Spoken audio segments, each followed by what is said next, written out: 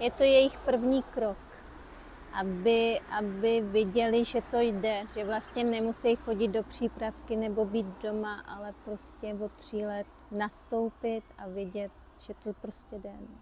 A čeho se ty lidi bojí většinou z vaší zkušenosti? Bojí se tam dávat děcka už jakože se jim něco stane. Alebo že budou nebo že to nebudou alebo že si zvládat. nebudú rozumieť s majoritou, budú ich odsudzovať.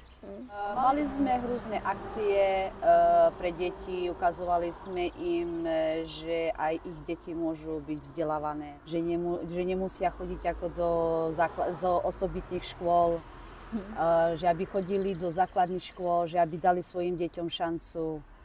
A tak rodičia premýšľali a podarilo sa nám. Neustále odevíráme to téma vzdělávání a prostě pořád se s nima o tom bavíme.